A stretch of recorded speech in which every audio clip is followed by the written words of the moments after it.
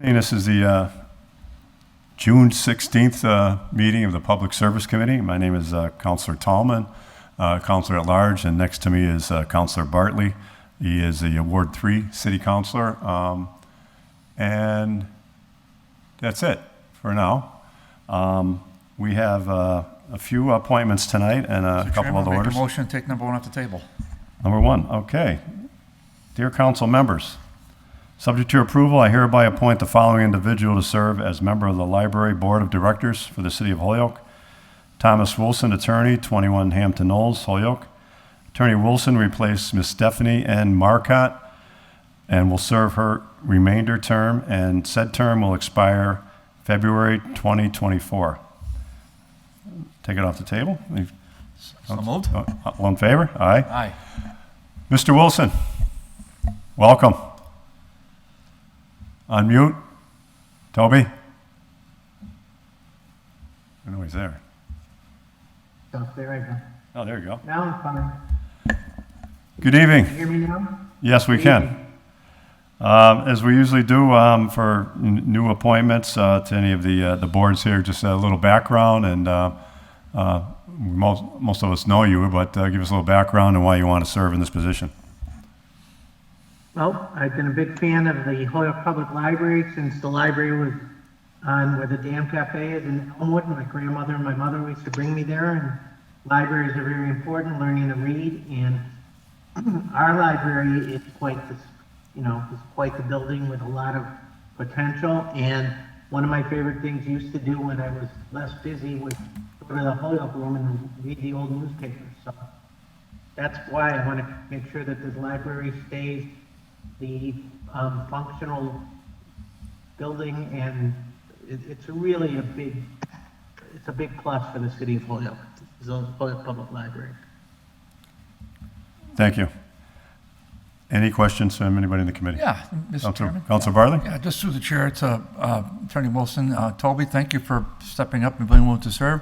Have you been to any meetings? Have you thought about how? Meetings. Go ahead. I've been to 2 meetings on Zoom. Okay, and what's your impression so far, and what do you think you're going to offer to that panel? I have to decide what committee I want to be on, and I haven't made that decision yet. That's for my next meeting.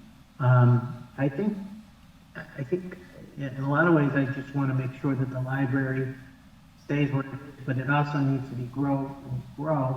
And with all the work and all the rehabilitation going on in that area, hopefully the library will be a sort of a community center for everybody to, have meetings and, like they used to have at the library. They used to have every Saturday, librarians would read a book or something to the kids. So I heard you talk about how important reading is, and I heard you talk about community. So are those a couple of things that you, from your perspective, that you want to help promote and grow at the library? Yes, I would. All right. Yes, I would. Okay. Well, I'm ready to. I'll make a motion to Mr. Chairman that we recommend to the full City Council approval of this nominee. I'll second that. All in favor? Aye. Thank you, Toby. We're going to bring this to the full council with the confirmation to the full council on next Tuesday night, would be the 21st. Thank you. Thanks for stepping up. Mr. Chairman, I'll make a motion to take number 2 off the table. Okay, number 2 is Honorable City Councilor, subject to your approval, I hereby appoint the following individual to serve as a Commissioner of the Holyoke Housing Authority for the City of Holyoke. Ms. Gladys Lebron-Martinez, 224 Elm Street, Holyoke. Ms. Lebron-Martinez will replace Myriam Quinones and will serve her remainder term. Said term will expire on April 1st, 2024. Gladys, welcome. Good evening, Good evening. everyone. How are you? Good, how are you? Again, I'm happy to see your faces at least once again. Good to see you.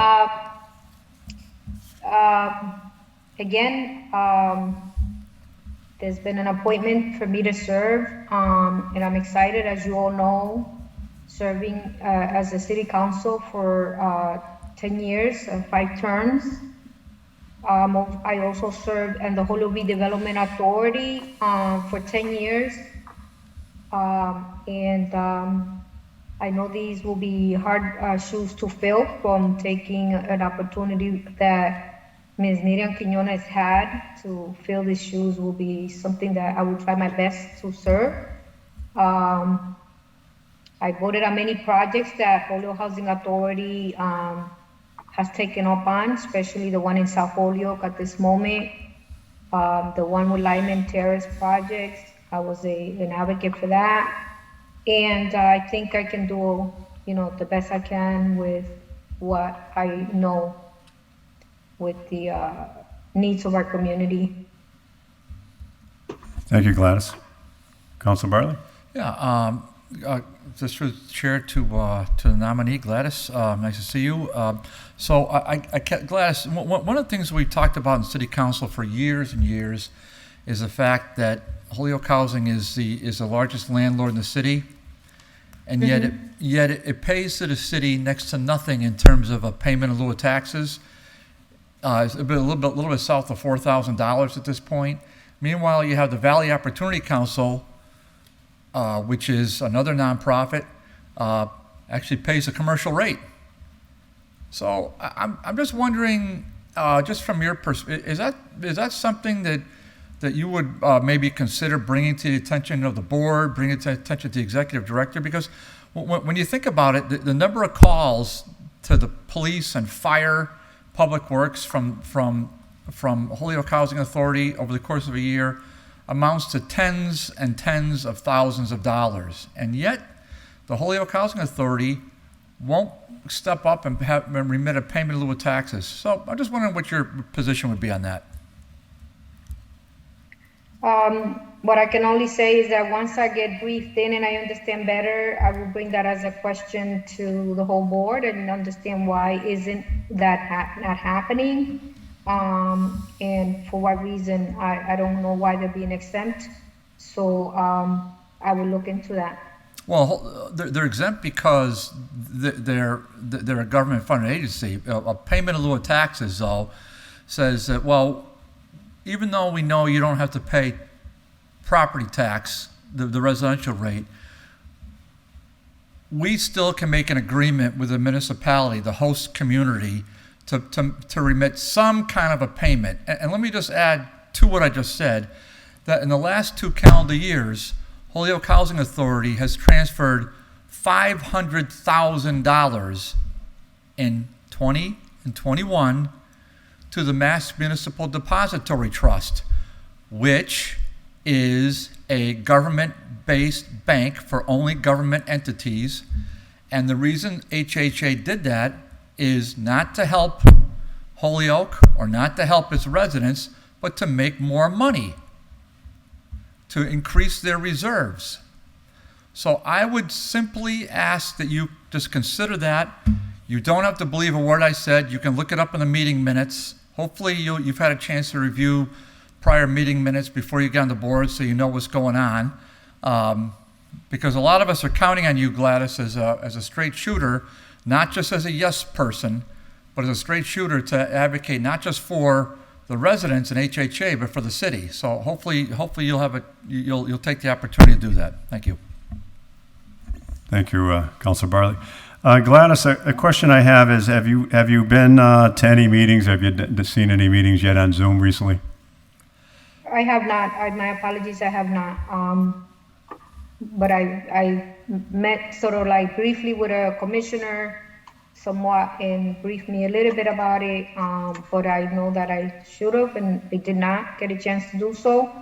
Okay. And I will, completely, I believe there's got to be some type of orientation happening as soon as I get voted, if I am going to be voted, to learn, and understand. And I don't think it'll be a hard task for me to go through some minutes that I need to be briefed about. I've been familiar with, like I said, many of the projects that have taken place because many of them that are here and are happening in the city of Holyoke, I have voted on the last 10 years. So. Okay, and also you feel that, with your work commitments and your family commitments, you have enough time to dedicate to this position? Yes. Okay, thank you. I'll make a motion that we forward the nominee on to the city council for a recommendation that that the nominee be appointed. I'll second that. All in favor? Aye. Thank you, Gladys. We'll put this forward to the Thank next you. council meeting next Tuesday night, okay? You can be here if you want, or you can watch the meeting on Zoom. Thank you so much. Thank you. Thank you. Mr. Chairman, I'd like to make a motion to take agenda item 3 off the table, please. Item number 3. This is a honorable city council. Subject to your approval, I hereby appoint the following individual to serve as a commissioner of the planning board for the city of Holyoke. Mr. Nathan Chung, 9 Prew Avenue, apartment 4A in Holyoke. Mr. Chung will replace Mr. John Kelly and will serve a 3-year term. Said term will expire on June 30th, 2025. Mr. Chung?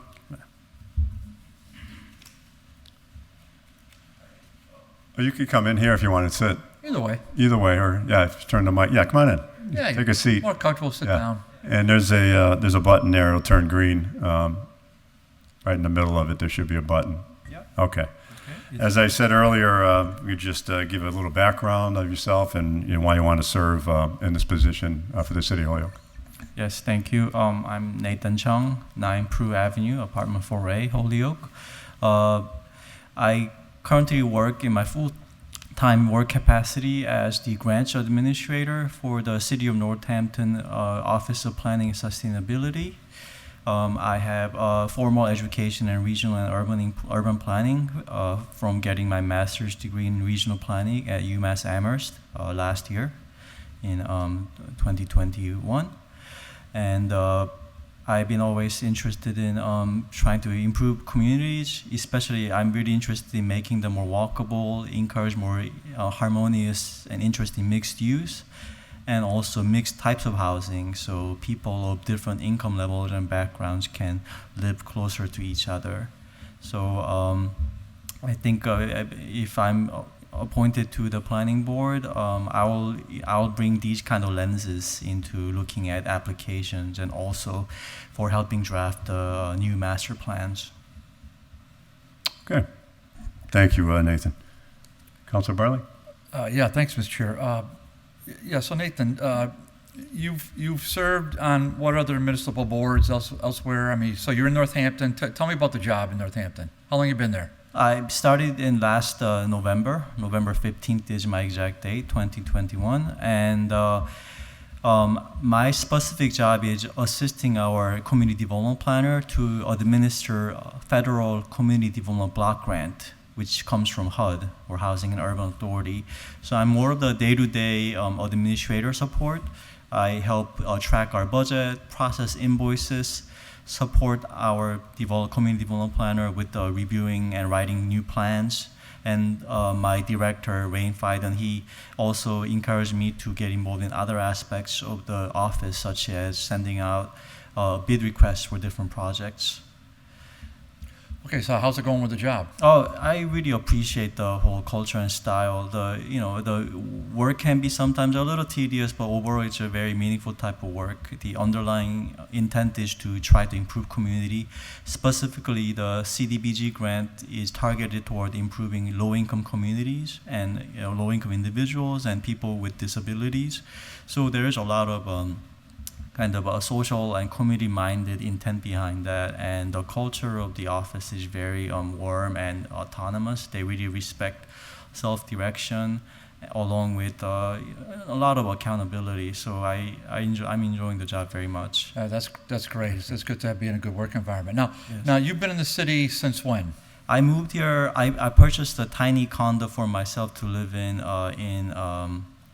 end of September last year. So I've been here, I think, about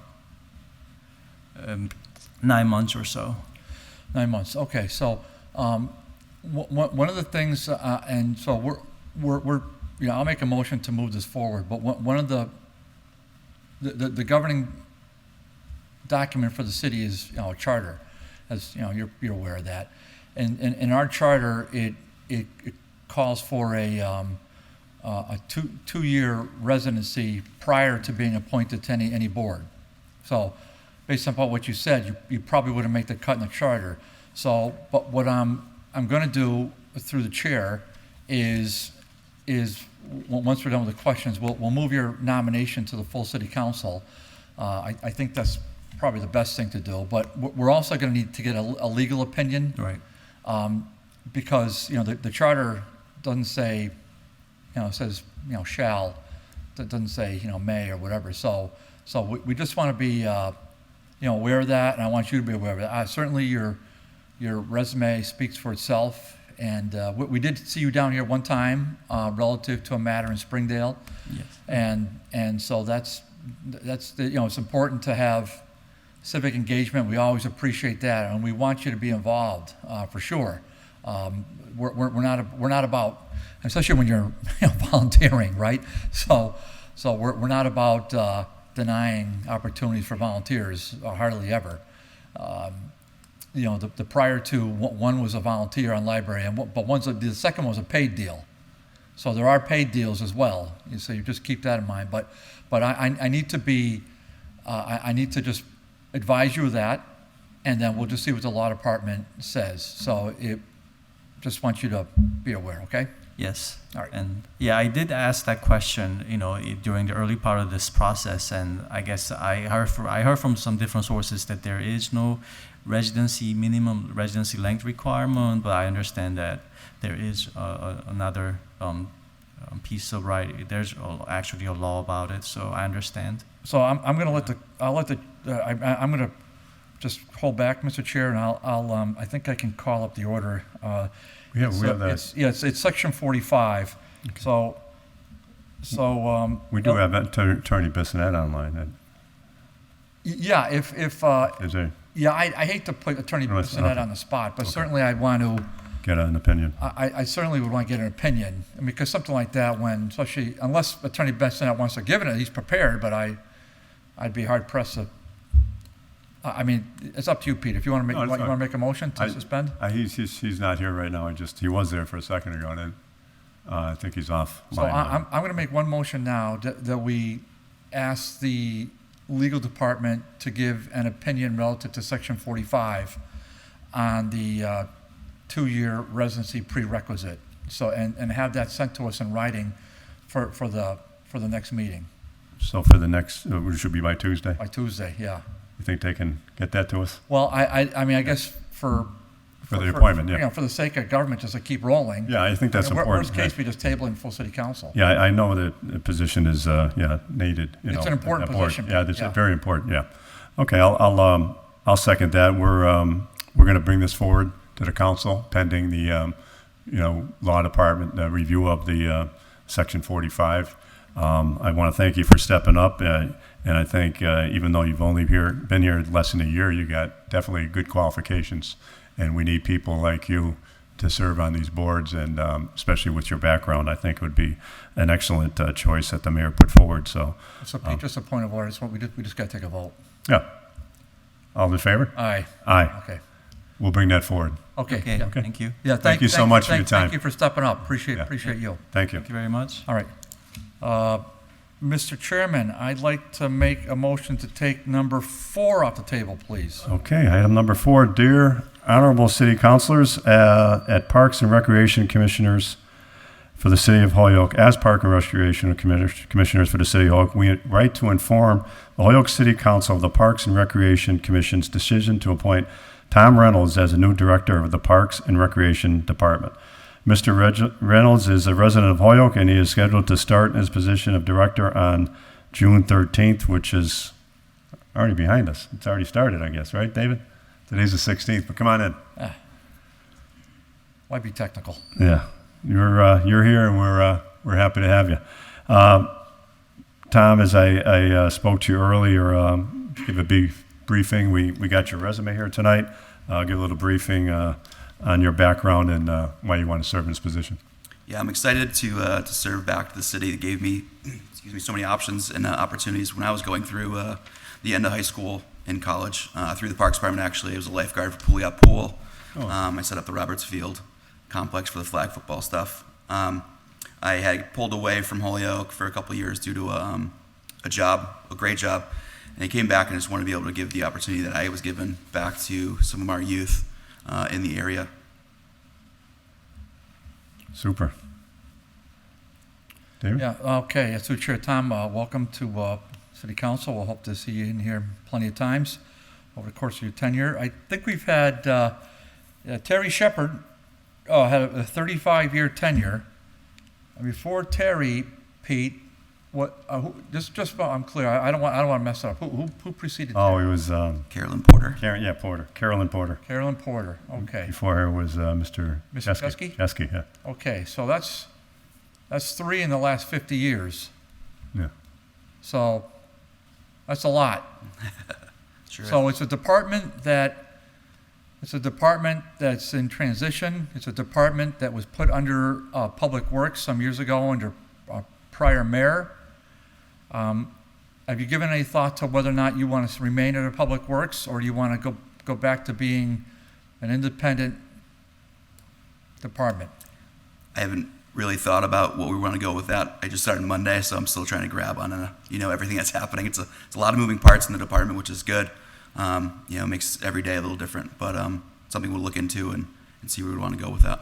In terms of the pool, so we quite often, so we just got Robert's Pool up and running, and I have to give, well, first of all, we all took a vote and we support it, but there's no question in my mind that Kevin really kind of pushed that while in his last couple of years as city council president. We didn't get it done then. We didn't build it then for various reasons that Pete and I are aware of, and we don't need to explore those now, but it's now built and up and running. Have you had a chance to go to the pool and to see it? Yeah, I went there on Monday afternoon during my lunchtime just to poke around and see what we had. I know they were doing park pass signups for season pass and stuff, so it's good to see that it's up and running again. Like I said, I was lifeguard there for a couple of years through my college years, so it's a good asset for the city to have, and it's a good thing that I like to be a part of and get it back up and going. This is not a trivia question, the next one, but I don't. How many public parks are there? I literally don't know, but I'm going to guess. There's 41 or 42, I believe. It's up there. Wow. It's amazing. Now, one of my favorite ones, it's not just because it's in Ward 3, but one of my favorite ones is a little tiny pocket park at Laurel Street. Now, again, I got blasted by multiple people for getting the fountain up and running. So first of all, it was deteriorated, fell apart, and then we used CDBG funds to get it rebuilt. And it's now run. John Tui got the water, so the fountain actually looks great. Good. I know it's a small park, but are you going to have the occasion to get to all the parks in the year, or what's your because it's important for you to see all the parks. Yeah, absolutely. I mean, I don't know what park will need what items or improvements or cleanups or adjustments to. So my plan is over however long it takes to start getting myself to each park and be familiar with where they rank in terms of cleanliness and functionality and safety and everything from there. So. Yeah, and so that's one of my issues, of course, because the Department of Public Works kind of runs your department, and so they allocate the resources to provide the maintenance. Now, they're on a schedule, they're going to do a good job, but there's going to be some things that Tommy Reynolds is going to want to see, and maybe Public Works Superintendent. We got a recycling in West Holyoke or wherever it is. We can't. We don't have time to cut the grass at Crozier. I mean, what do you do then? That's the hardest piece, I think, of this job is trying to get that, especially if there's a department thin that we lean heavily on that Department of Public Works. Just trying to establish a schedule and give as much time as we possibly can. To John and his crew, who I can't commend enough on what he does on such thinness. So it's building those relationships and making sure that we can communicate in advance and make sure that we're all on the same page and try to see how we can improve our playgrounds and parks and make it enjoyable for all that are here. So John Tuig, of course, being an Elmwood kid, of course, he can figure things out and he can jump right on it. So that doesn't shock me. So, but it's important for you to communicate some of these things to the best you can to the city council, either to the city council president or to the chairman of this committee or whomever. But we need to know what's going on. And quite often, I don't hear anything until there's a problem. And by that point, I mean, I'm caught flat-footed because the problem maybe should have been raised a period ago. So that's one of the reasons why I brought up Laurel, because that fountain consistently fizzles, and I don't hear about it because I don't go over there every day. I don't hear about it until I get complaints. Now, unfortunately, John got right on it this year, and now it's working. One of the things we're very, very, very proud of is and we have to thank former acting Mayor Murphy. He really, really got the municipal government up and running again that was on his backside for a period of time prior. And one of the things he was gracious enough to do was to allocate resources to Mayor Field. I just got numerous messages about how great Mayor Field is looking. You're right up on Vermont, so have you walked over there? Have you seen the new playground? Have you seen the activity? Yeah, we would drive by going in and out of our street, and my daughter's 3.5 would see and say it wasn't ready yet because we say the ground wasn't ready. I think it finished on last Thursday.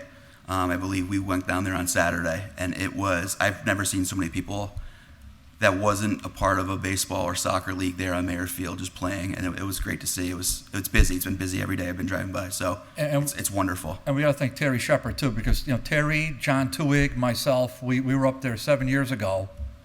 Took a while, but ultimately you just be persistent and you keep asking. So some of these things, as I referenced earlier, maybe you get frustrated about a little thing not working out that day, but if you're persistent over time, you can get it done. Now, one last thing I have, Mr. Chairman, one of the things Pete and I think it's mainly Pete more than me, but one of the things that we really wanted to get behind and support it, because we had I forgot the couple's name, but they were involved with the handball, Pete. Yeah. He got a kick out of it more Very good, yeah. more than anybody. National handballs. National, yeah, it was pretty spectacular. So National or New England, yeah. we were able to allocate some resources on is it Canal? Yeah. South Canal. South Canal. South Canal. South Canal. So, I mean, handballs just say, that's in the Olympics, right? I mean, that's an Olympic sport. So, that's just one of those things where we all love baseball and volleyball, of course. We want to promote volleyball to the extent we can because we're the birthplace but I really want to see as much organized stuff. Is that something that you're going to give some thought to, is organizing handball tournaments, volleyball tournaments? Those are just, if we're going to have a calling card for sports, that would, I think that'd be pretty cool for the city. What's your take? Yeah, absolutely. The more programs we can get going in the city, I think the better, right? The more we can get engaged, not just for the youth, for adults as well. Different sports for different people, right? So, for the baseball, soccer, and the football, there's the volleyball, there's field hockey, lacrosse, there's the handball, and, it's all stuff that we want to get renovated and get up and going so we have more opportunities for people to, step outside. It's been a crazy couple of years with COVID. Everyone's kind of sheltering in and stuff like that. But if we can be outside and be active, to get sedentary people to be moving again, whether it's a pickup game or a league or intramural type play, it's very important to me as being a movement science, sports and leisure studies, or exercise science, to get people moving and healthy as a part of for the city. All my buddies from UMass were North Shore guys, Lawrence, Methuen, Andover, Salisbury, all way up there in East Cupcakeville. But whenever they came to Holyoke, we cannot believe the number of parks and playgrounds you have in the city. We have a lot. Couldn't believe it. To this day, when we talk about stuff, all the parks are still there. Yeah. So I know what we just took a vote on Scott's Tower. We just took a vote on that. So we're going to add 14.1 acres to our portfolio. Amazing.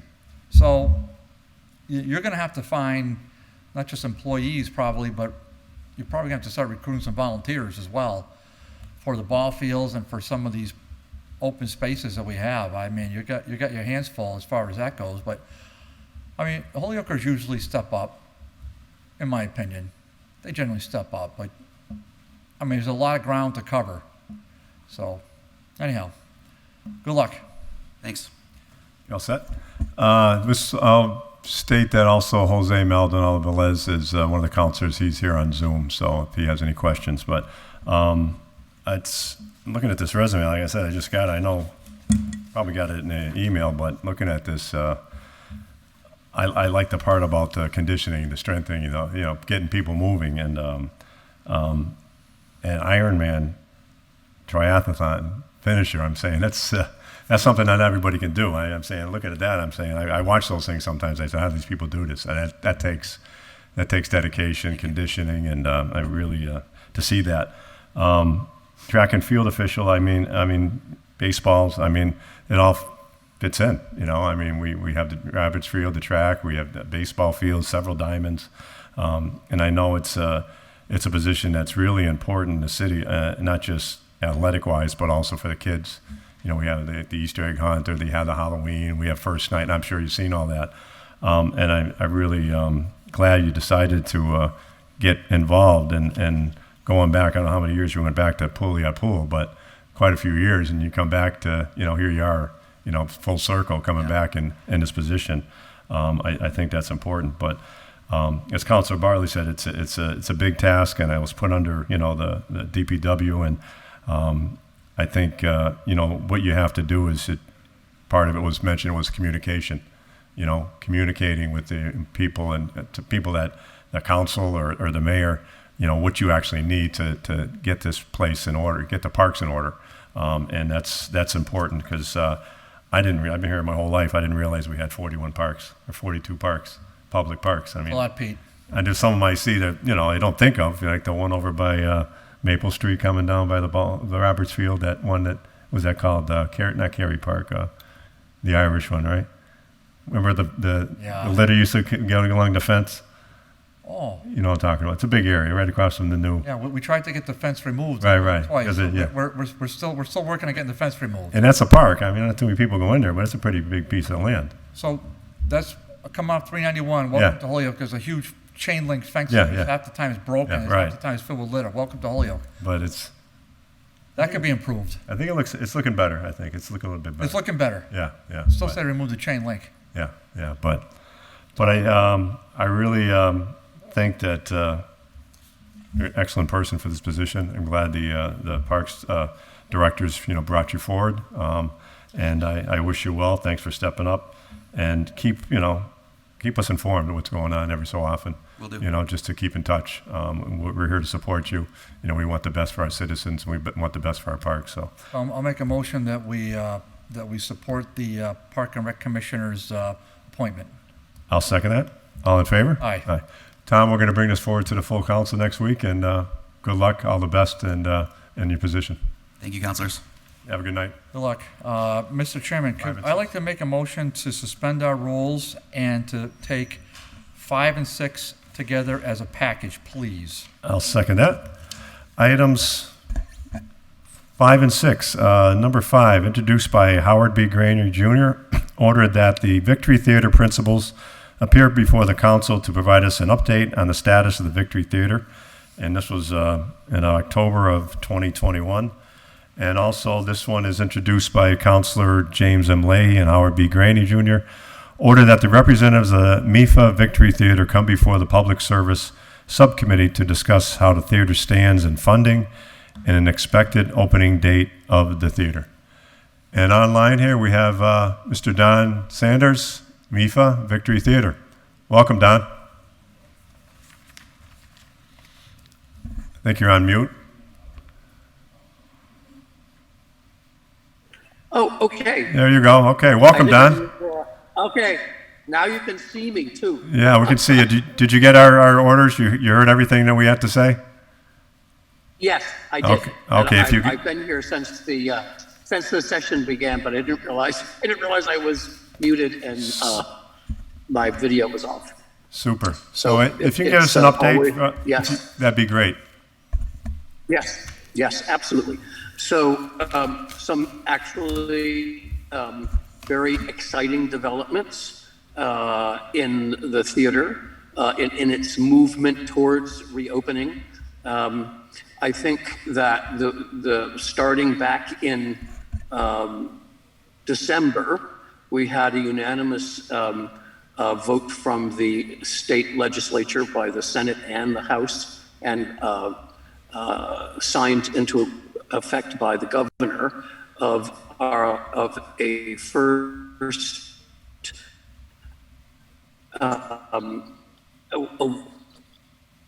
We're sort of losing first it. award of award. monies from the ARPA rescue funds. Oh, can you hear me? Yeah, we can. We're just sort of going in and out a little bit there. I don't know if it's the signal or what, but okay. Go ahead. Okay, yes, and that what was really important about that vote by the legislature was that it recognized the data and the scope of the project and the impact on Holyoke and the region that the reopened victory will have. And so that was very, very gratifying.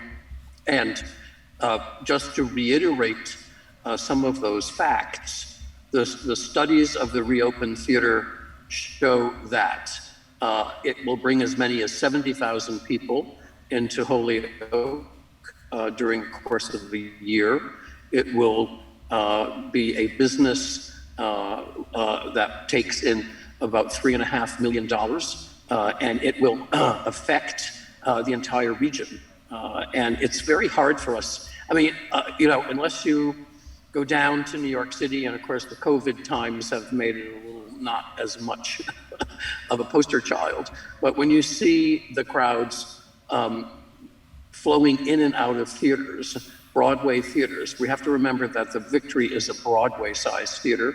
It's 1,600 seats, and it was built as a live house, although we mainly remember it as a movie house. It was built as a real Broadway house. And the impact of this theater will be to take advantage of what is called the Tier A Broadway touring companies.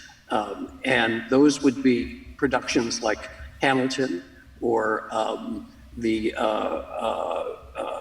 Beautiful or Waitress, some of the shows that have been touring around the country.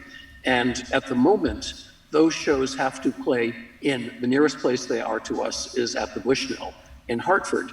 And we are actually in a grid. There's a grid across America that is looked at by the Broadway League of Theaters. And our grid, which includes Holyoke, Springfield, basically the 3 counties of the Valley, has no theater.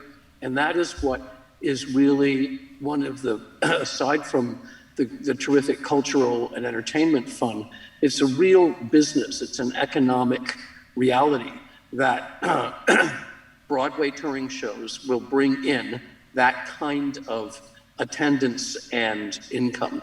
So this vote by the legislature is a recognition of the data that we have put together and that is now recognized as it will have that impact.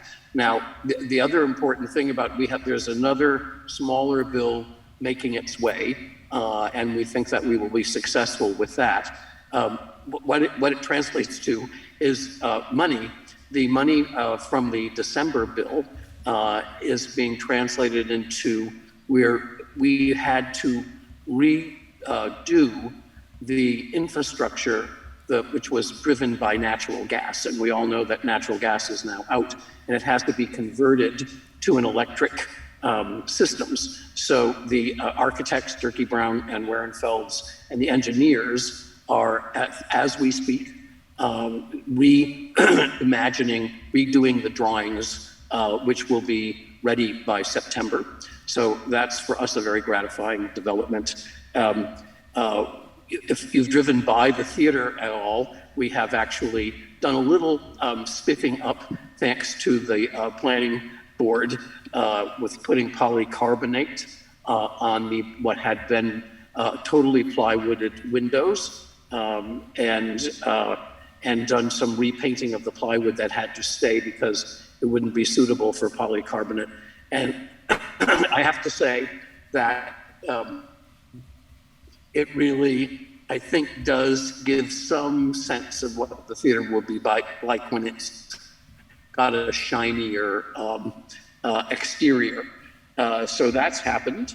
And the other major development is that since February, we have enacted a strategic capital campaign to devise a strategy and a way to raise the money that we need to close the gap between what we've identified now and what the cost is to go to construction and reopening. And I know everybody's interested in those kinds of sums, so I can talk a little bit about that. But that has been a very, the Palmer Westport group is overseen by Susan Palmer, and she is the recognized kind of gold standard of putting plans together to revitalize historic theater child projects. Is the Proctor's Theater in Schenectady, New York, which in many ways has a similarity to some of the problems that we face in Holyoke. Schenectady had GE. When GE left, etc., it basically eviscerated the town. And the Proctor's Theater has reopened and is really drives the redevelopment of the downtown. Hotels have opened, restaurants have opened, and all the kind of activity, ancillary activity that theater flowing out of the theater, let's say 4 to 5 times a week, brings to a neighborhood.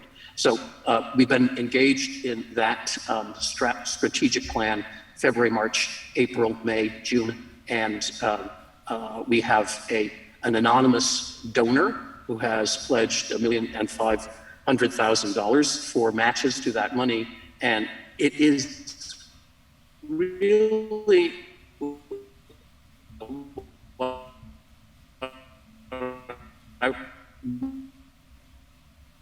my message is, In a car, I think that's right. We're losing them. you know, we're looking at, again, these are recovery funds, monies that have been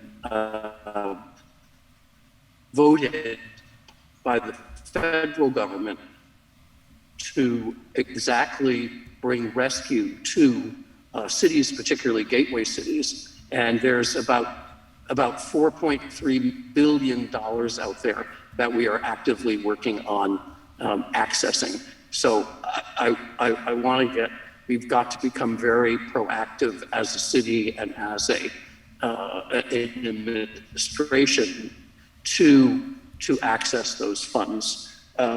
So the other development, this is on the artistic level. We've been doing a project which is part of the audience development aspect of what we do, of the Victory Players, and they've done a very famous project that began in 2017 called El Puerto Rico, and that has been filmed and recorded by GBH in Boston, and just 4 weeks ago began to be broadcast on a weekly basis. 10 terrific compositions by contemporary Puerto Rican classical composers played by wonderful. Always the question, and it's always the big question, is when will the theater open? And you know, it will open when we have closed the funding gap and we can sign a contract with the construction company to begin. And this has always been one of the hardest things for starting with me, but then, you know, I've grown used to it, but also for the public to understand that it's not an incremental country is there, and it will take 18 months to 24 months to be completed. And so as we put those monies together, that is what dictates when the theater will open. So literally, if we raise these monies, say by the end of September, the construction would take basically 2 years. We'd be looking at an opening on December 31st, 2024. And that is what we constantly work for. As I said, this year, we have raised about approximately $800,000 towards that overall goal. And we just continue to slug away. And we're very, very, very concerned that we are able to access these federal monies that are, as I said, they are large sums of money to be given to transformative, one-time transformative projects, which is really what the victory is.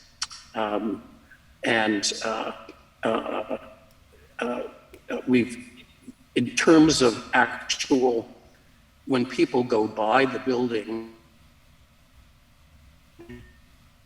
it's hard to understand that anything is happening. But if you go down Chestnut Street behind the building, we were successful in acquiring the adjoining property at 130. This is additional amplifications to the original building, because we can only do so much inside the actual building because of its historic nature. But the annex will give us more dressing rooms, more office space, security, and a loading dock so that the Broadway shows can come in and have their set. When that annex goes up, and I was looking at the new plans for it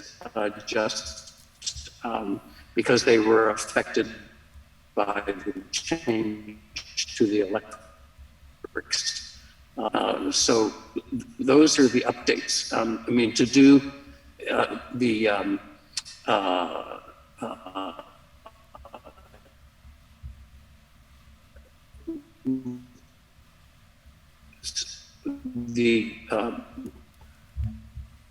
what some of the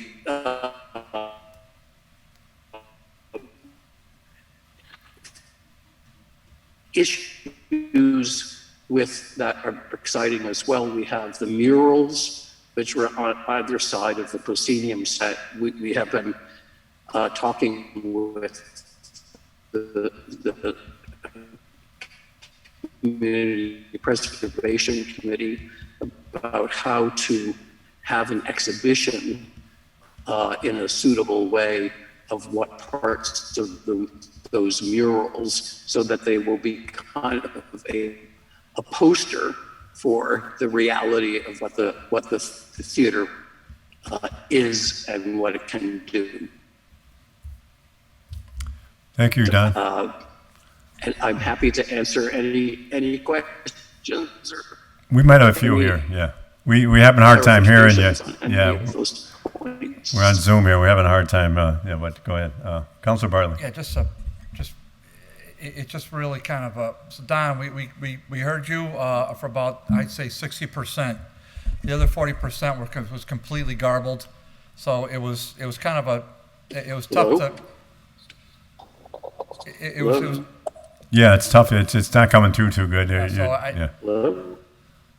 So Pete, I'm just gonna make a motion. We're compliant with this because because it's hard to you can't really have a dialogue, and he's obviously not even. Can you hear me? Yeah, now we can hear you. Yeah, I know you're probably somewhere far away, or sometimes the connection just didn't hear. We got a percentage of your talk, but we couldn't get everything because it was in and out.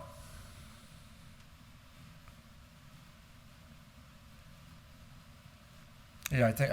Well, good. Okay, quick, Counselor. It's kind of Oh. frozen, so. Can you hear us now? Oh, no.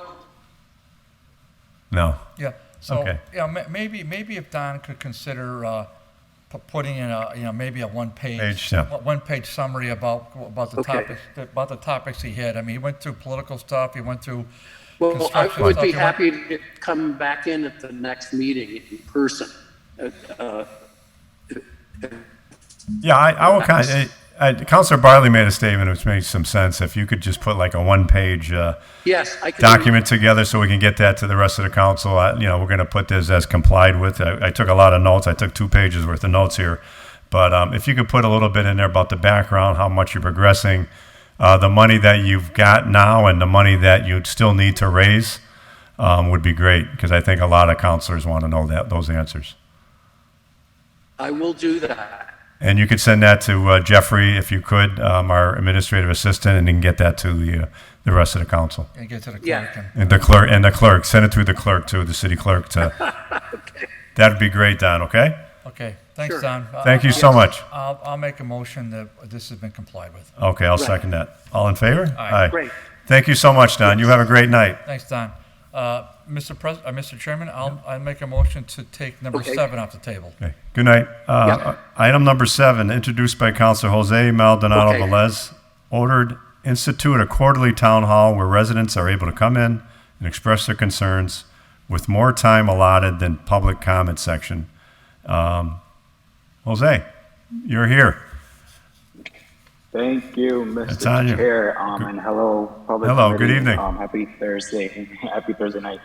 So I had put in this order, pretty straightforward, to institute a quarterly town hall.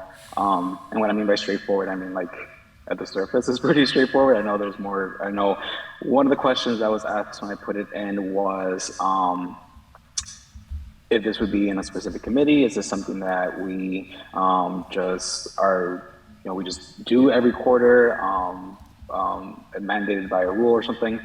So I'll say at the beginning when I first put it, I had hoped that this order would be something that us as a city council, have a rule in our city council rules that we every quarter have to put in a town hall, like it says, where people can come in and just express their concerns and whatnot. Since I put in that order, a couple things happened that has sort of shifted my mind as to what we can do with this. One of the things that happened was an example. I know Councilor Bartley had put in an order once that we have a town hall meeting in places where we are trying to build new schools or something around that order, which sort of is similar with this, where it's like we just have to make sure that we have a town hall or a space for people to express their concerns, but again, more time allotted in the public comment.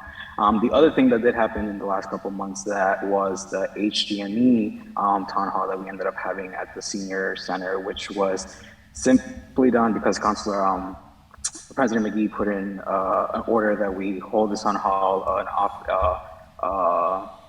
the Public Safety Committee took it up, and we ended up having that town hall.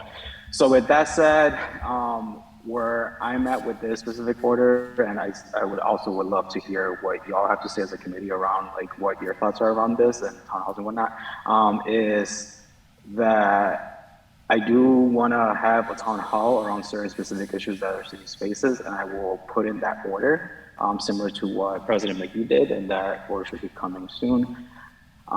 With this specific order, if y'all think that we should take it up in rules and discuss it there and make it a rule, then I wouldn't mind if y'all want to send it to charter rules. But if y'all, also if y'all don't agree with it and want to send it back to council, whatever it is. Mostly at this point, I'm interested to hear what y'all say, but also I'm just letting y'all know that I do plan on putting some sort of order soon to have to do some sort of town hall, because clearly that is a process that I can have in place. So that's really all I have to say about that right now. And I'm here if you have any questions and dialogue. Pete, you want to go ahead? Yeah, I'll go ahead. Yeah, thanks for putting this forward, and I understand why we're trying to do this. When I first got elected back several years ago for one term, I actually followed up with some of the state reps and state senators. We had like sort of office hours, which worked out pretty good. With this order, it's sort of like a logistical thing. when do you do it? For what reason do you do a town hall? Do they come to City Hall? Does somebody have to work? Does a building have to be open time-wise? I think sometimes it can be difficult to do those things at once. But I would do like once a year. I think a lot of people say they have neighborhood meetings, sort of like I think Councilor Bartley, Councilor Bacon had those a couple years ago, where you met in a ward in school, and the residents of that ward would come forward, before our council meeting or on a Wednesday night and discuss for an hour what's going on in their neighborhood, what their concerns were. So I know I did one time at the firehouse in Ward 7, I think it was the Highland Station up on Northampton Street. I put a thing in the paper, Wednesday, June 15th, we're going to have a town hall. Councilor Tallman's going to have a town hall from 6 to 8, and all residents are welcome, and people would show up. I'm wondering, how this would work. Where would you have it? Who would come in? Is it a hot topic item like we had with the G&E? I think that was great, having a public safety come in and have the G&E there, the board and the manager, to talk about the issues about the lines and the cutting down of the trees up in Ward 7. So that's my thoughts. I don't know how this would, and I know sometimes residents, you get a minute and a half to speak, public comment. It's not a lot, but it's something that I think is important to do before our council meetings. It's something that several years ago we never had that public comment. I think it's a great thing. So that's my thoughts on this. It was just wondering how you would want to put this together, if you wanted to move this on and move it to charter and rules to see if you can make this a rule somewhere. But I mean, quarterly town hall, I mean, and how do you get residents? How do you form them? Do you put something in the paper? Do you put it online on the web? Those are my thoughts on that. So I'd be happy to hear what you feel about that, and anything that Councilor Bartley has to say. I'm willing to listen to too. Can I go real quick before Councilor Bartley? Sure, go ahead. Well, go ahead. Sorry. Go ahead. No, go ahead, please. Okay. Well, just one thing I did not mention, and I brought you out there because that is the question, like, what are the town halls for? So, going back to the original explanation, where the expectation was sort of just to have a sort of a free-for-all, just have general town hall. What I've noticed in the last couple of months, as people are just coming for public comment or whatever, is not, it doesn't give us a result that I'm looking for, where it is to actually have people come out and speak. So I think that would be the question that we would discuss. Like, when we put in these town halls, is it 3 topics that the city council is currently really dealing with, that is really big in our body? Going back to referencing Councilor Bartley's order around like having meetings at the neighborhood with the school. So like, we can decide what that meeting is, or what those topics are that we want to get community input. I mean, I think for me, we are elected to make decisions, but if the expectation is that the 13 people out of the 30,000 people of the city know every single answer, then I think we're doing ourselves a disservice. So I think, this is an opportunity to really hear from all aspects of our community. Where there's people in our body that we're not represented. We're still, even though we are board members, we're still not representative of every aspect of our city. So trying to have as much opportunity and input to get these people, speaking and us inviting them to speak is the goal. But as far as like the logistical wise, like I said, at this point for me, it's more of like kind of like what we did with the HGNE. Was the topic that I believe we should have the public comment, and then we can decide what committee we refer to. I know I've had discussions with a couple of department heads around like what can be a possible sort of like public comment, just based on like some of the issues that I know have constantly come up in our discussions. So I guess that's the right now the logistical part of it. As far as we end up doing it quarterly, I know you just mentioned wards, for example. If we were to do quarterly, one thought that I go through my head, if we were to do quarterly town halls, that means we have 8 quarters in our 2 terms. We have the opportunity for each quarter to have a city council meeting in each one of the 7 wards. And that's something that we intentionally can do, right? We go into the communities as a body. So, I mean, there's different ways to look at it. I don't think we'll find a solution today, but yeah, this is good discussion. Thanks for bringing up those points, Councilor Tony. Thank you. Councilor Bartley. I would say just a couple things. One is the DGR committee certainly has had an open door. That's why when we instituted a rule change to get the state senator and the state rep in, I think we had a good run doing that for years, and it was a really good dialogue. Don't forget, we also had other neighboring state reps and state senators come in as well. So we had a good dialogue, not just with Holyoke, but also people outside. So that helped. I think I wouldn't want to see a rule on this. I'd rather just see an ad hoc type of a committee. I also think that the chair of the committee's got to be able to know how to run a meeting and know how to tell people, you said the same thing 5 times and now it's time to move on. And so you have to have a little experience in dealing with the public. I think it's important to have the public allow them to express their passion, but it can't go into personalities and to attacks. And I think sometimes that happens. It happens on this microphone here, and I think it's happened in other forum as well. And because I think the meeting just gets out of hand, and people get too passionate, and the chair doesn't know how to run a meeting. So it's just gone on too many times. I had 55 Ward 3 meetings my first 5 years on this board.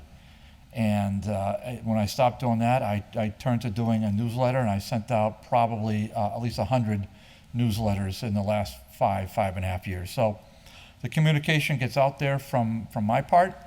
I don't think there's another counselor on this board that can even come close to saying that. But I'll stand corrected if that's true. So I guess it's if I was going to design this, I would consider having a meeting once or twice a year, maybe twice a year, and I would certainly want to have people be able to present their concerns to some of the major department heads, the mayor, the chief of police, the fire chief, the public works department. I'd want to make sure that they're available. I'd also, maybe in subsequent meetings, want to have other department heads here, planning, economic development, parks and rec, library. So there are certainly a lot of opportunities for department heads to engage more with the public. Certainly the gas and electric manager did that. The waterwork manager has always been willing to take questions. We're fortunate that we have, I think for the most part, a lot of great department heads, and they're willing to engage the public. But I think at all times it should be done with the utmost respect and patience, and if a resident is unsatisfied, a resident can put something in writing, and I know those department heads would get back. But I don't like when meetings are poorly run, and so that's why I was a touch frustrated watching that other meeting. But look, you can't top what the counselor said. It's important that we're not just an echo chamber in this room. We need to hear on a regular basis from the public as much as they can. Maybe a minute and a half is not much, but at least it raises a topic while we're all here. But you can see, Mr. Chair, we sometimes have 2, 3, 4, 5 hour agendas. And to say that we're going to have 45 minutes to an hour of public speak time on top of that, I just don't know if that's the best use of our time. So I think taking this order in a town hall, I don't even like the phrase town hall, because it's become used to attack elected officials and for people to step up and yell and scream. And so I would just rather have another term other than town hall. I'd rather have just some kind of an open government type of a meeting. Come down, meet the chief of police for 1 hour, ask your questions, and have a coffee and a muffin afterwards, and shake hands and continue the dialogue to another time. So I got no problem with doing that. I have no problem being part of it. and listening. I think it works, but it's got to be really well run. It's got to be really well thought out, and I think having it off camera when we don't have to have, maybe sometimes that influences somebody. I think having it, certainly recorded, I think that helps. But I think having it in various parts of the city, certainly there's meeting spaces in West Holyoke, there's certainly meeting spaces in 1 and 2. There are meeting spaces in Ward 4, Ward 6, then we should utilize these. And we should ask the public to come and talk to us and talk to our department heads. And I'm willing to participate. Thank you. Counselor, any more thoughts or Thank you. comments? No, I just wanted to say thank you for both what you both said. I think took a lot of it. I think it helped shape, made clear of what this can look like. So thank you both for your input, and I go with whatever y'all decide to do with this order. Thank you.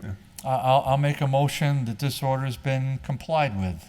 I'll second that. All in favor? Aye. Aye. And I think that's it. That's it. I'll make a motion to adjourn. Motion adjourned. I'll second that. Thank you so much. Thank you, Counselor, and we are adjourned.